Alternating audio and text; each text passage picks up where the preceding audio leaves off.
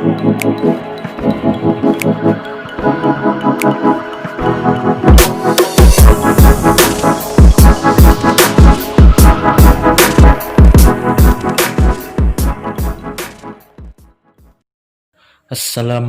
warahmatullahi wabarakatuh.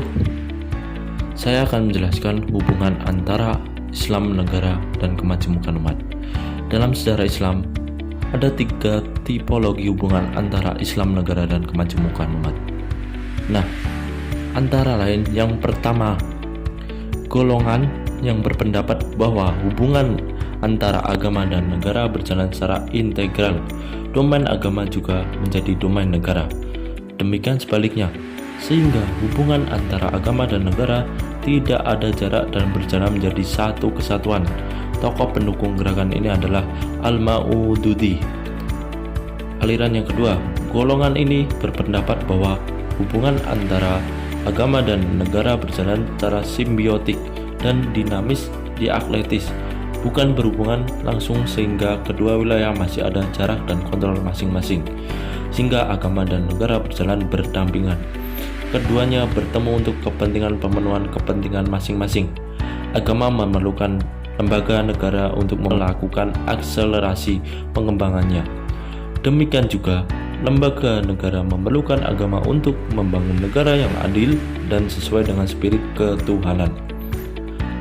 Tokoh Muslim dunia dalam golongan ini antara lain adalah Abdullahi Ahmad An-Naim, Muhammad Syahrur, Nasr Hamid, Abu Zaid, Abdurrahman Wahid, dan Nurkhalid Majid. Golongan yang ketiga atau aliran yang ketiga berpendapat bahwa agama dan negara merupakan 2 domain yang berbeda dan tidak ada hubungan sama sekali. Golongan ini memisahkan hubungan antara agama dan politik atau negara. Oleh sebab itu, golongan ini menolak pendasaran negara pada agama atau formalisasi norma-norma agama ke dalam sistem hukum negara. Salah satu tokoh Muslim dunia yang masuk golongan ini adalah Ali Abdul Razik. Dengan berpijak pada kerangka pemikiran tadi, paradigma manakah yang cocok dengan demokrasi? Untuk menjawab pertanyaan ini perlu diajukan 3 prinsip pokok demokrasi, yaitu pemerintahan milik rakyat, pemerintahan dari rakyat, dan pemerintahan untuk rakyat. Pemerintahan yang tidak berasal dari rakyat disebut pemerintahan yang tidak mempunyai legitimasi. Pemerintahan yang tidak dijalankan oleh rakyat disebut pemerintahan yang otoriter. Sedangkan pemerintahan yang dijalankan tidak untuk rakyat adalah pemerintahan yang korup. Dengan 3 hal tadi, kita dapat menguji apakah pemerintahan bisa disebut demokrasi atau tidak. Jika menggunakan parameter tersebut, maka paradigma integralistik tidak cocok dengan demokrasi modern. Dengan demikian, 2 paradigma terakhir, yaitu paradigma simbiotik dan paradigma sekularistik, dapat dikembangkan dalam demokrasi kontemporer. Dalam sejarah Indonesia, hubungan agama dan negara berkembang menjadi 4 golongan. Yang pertama, golongan yang mengintegrasikan antara agama dan negara sebagai 2 hal yang tidak dapat terpisahkan. Sejarah integrasi agama dan negara berjalan dengan intensif pada masa pertumbuhan kerajaan Islam, seperti Kerajaan Islam Perlak dan Kerajaan Samudra Pasai di Aceh. Dalam sistem ketatanegaraan tersebut, hukum negara menjadi hukum agama, dan agama juga menjadi hukum negara.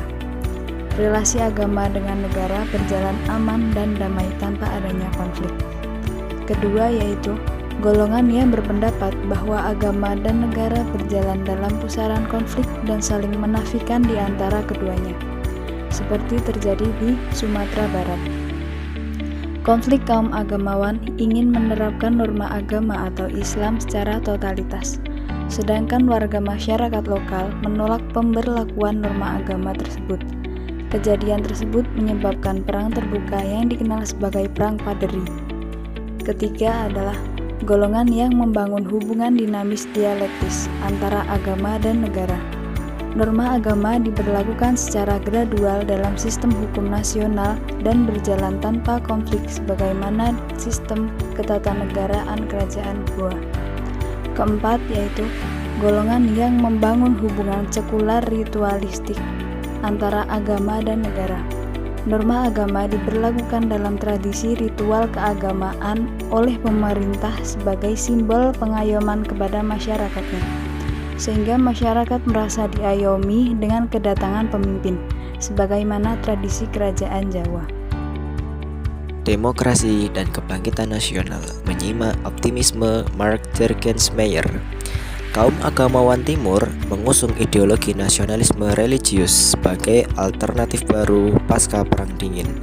Bagi Juergensmeyer, kehadiran nasionalisme religius menggugurkan tesis Fukuyama mengenai the end of history dan konsensus ideologis seluruh dunia terhadap demokrasi liberal sekuler.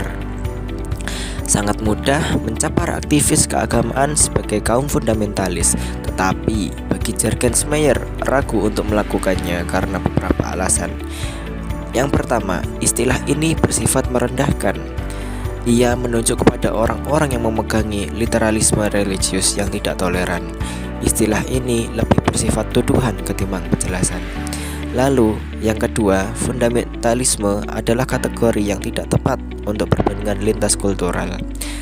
Aktivis keagamaan mempunyai kesamaan, yaitu penolakan terhadap Barat dan para penganut sekularisme modern. Istilah fundamentalisme, Juergensmeyer mengusulkan modernisme herestik karena aktivis agama, sekalipun modern, menentang prinsip-prinsip sekularisme dalam ideologi modernisme. Ketiga, istilah fundamentalisme bahwa ia tidak membawa makna politik. Aktivis keagamaan memiliki kawan yang eksklusif dalam urusan agama. Juergensmeyer menyebut mereka sebagai kaum nasionalis religius. Kaum nasionalis religius menolak nasionalisme sekuler yang telah kehilangan nilai-nilai moral dan spiritual. Jika kita kaitkan dengan praktik langsung di Indonesia, maka kita akan menemukan konsep demokrasi dalam sistem politik Indonesia. Secara empirik, antara lain dapat dilihat dalam proses pemilu presiden dan wakil presiden maupun pemilu wakil-wakil rakyat yang sejak 2004 di era reformasi telah dipilih secara langsung dan bebas oleh rakyat. Praktek pemilu presiden dan anggota legislatif secara langsung ini merupakan satu tahap pencapaian kemajuan dalam perkembangan demokrasi politik Indonesia. Bahwa era reformasi merupakan titik balik dari kebangkitan kedaulatan rakyat. Pemilu secara langsung dan bebas menjadi solusi elegan sekaligus terobosan untuk mengatasi discontinuity demokrasi selama era Orde Baru. Dalam hubungan ini, sistem politik Indonesia cenderung memunculkan dua arus besar, yaitu arus yang berorientasi kepada kepentingan masyarakat partisipatif populis. Tapi juga ada kecenderungan munculnya arus yang berorientasi pada kepentingan kelompok kekuasaan elit, representatif elitis. Satu abad lebih, selama 104 tahun kebangkitan nasional, merupakan momentum yang sangat tepat untuk membangun dan menyepakati konsensus nasional baru. Inti dari konsensus nasional baru adalah mengakhiri pertarungan ideologis, menyingkirkan gerakan berbau separatisme, serta sepakat menyudahi pertikaian yang tidak produktif bagi upaya-upaya memajukan bangsa. Konsensus nasional baru mengajak semua pihak dan seluruh elemen kekuatan bangsa untuk bergandengan tangan, bersatu padu dan menyatukan segala tenaga, pikiran, waktu, usaha, dana, dan doa untuk fokus pada usaha menyelesaikan masalah-masalah real yang sedang dihadapi bangsa Indonesia saat ini, yaitu rapuhnya moral dan etika politik, kemiskinan, pengangguran, kebodohan, rendahnya kemandirian bangsa, pelecehan HAM, pelanggaran hukum, KKN, serta buruknya citra bangsa Indonesia di mata dunia. Konsensus nasional baru diharapkan mampu membuat semua anak bangsa Indonesia kembali memiliki optimisme dan harapan masa depan Indonesia dengan membangun dan membangkitkan kekuatan daerah-daerah menjadi kekuatan nasional. Karena otonomi daerah merupakan wahana yang tepat untuk memperkuat kebangkitan Indonesia sebagai modal keindonesiaan. Demokrasi dan kebangkitan nasionalisme religius. Menyimak optimisme Mark Juergensmeyer Part 2. Sejumlah gerakan religius berhasil meraih banyak kesuksesan sekalipun pendukungnya yang ekstrim telah ditumpas, yaitu ketika gagasan-gagasan mereka diasimilasikan ke dalam ideologi politik negara. Nah, beberapa negara yang telah berhasil mengasimilasikan antara religiulitas dengan konsep bernegara, yaitu seperti Sri Lanka. Gerakan radikal di Sri Lanka berhasil ditumpas sebagian karena kaum nasionalis religius telah berhasil diredakan oleh kebijakan-kebijakan pemerintah setempat. Lalu di negara-negara lainnya, asimilasi dapat dicapai dalam bentuk membuat partai politik seperti Ikhwatul Muslimin di Mesir, Front Islam di Aljazair, dan BJP Hindu di India. Berbeda dari negara yang telah disebutkan di atas, negara Iran, Sudan, Afghanistan, Tajikistan, dan Nicaragua, kaum nasionalis religius sukses mengantar revolusi, dan situasi-situasi khusus di negara ini menyebabkan sulitnya digeneralisasikan. Penting diingat bahwa banyak keinginan yang melatari pendirian kaum nasionalis religius sebagai respon terhadap apa yang mereka rasakan sebagai sikap arogan dan tidak toleran dari Perang Dingin Barat terhadap mereka. Jika mereka dapat merasakan perubahan sikap darat, setidaknya mereka menghormati beberapa aspek pendirian mereka, maka barangkali respon mereka akan menjadi lebih lunak antara kedua belah pihak. Dengan mengesampingkan visi yang terungkap dari adanya konflik antara kaum nasionalis sekuler dan nasionalis religius, mungkin saja kaum nasionalis religius tidak mampu bersatu dengan yang lain, sementara mereka sangat menginginkan rekonsiliasi ekonomi dan politik dengan dunia sekuler. Dalam kondisi ini, toleransi sedikit demi sedikit berkembang antara kaum nasionalis religius dan nasionalis sekuler.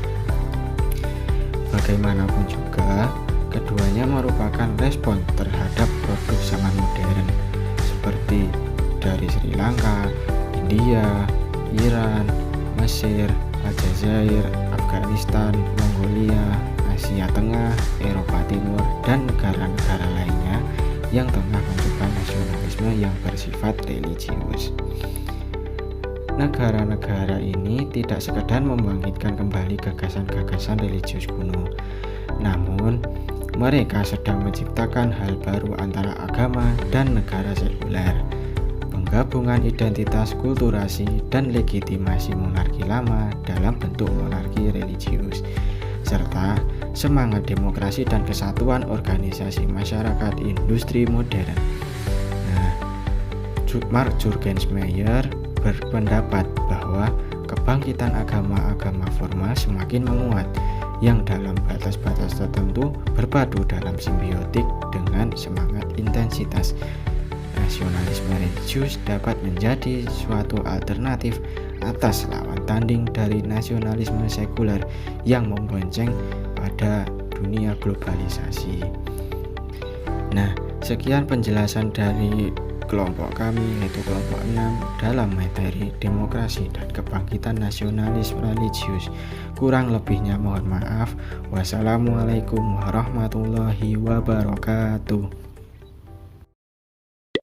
Sudah dijelaskan mengenai hubungan Islam, negara, dan kemajuan umat. Di sini saya adalah kategori yang tidak tepat untuk perbandingan lintas kultural.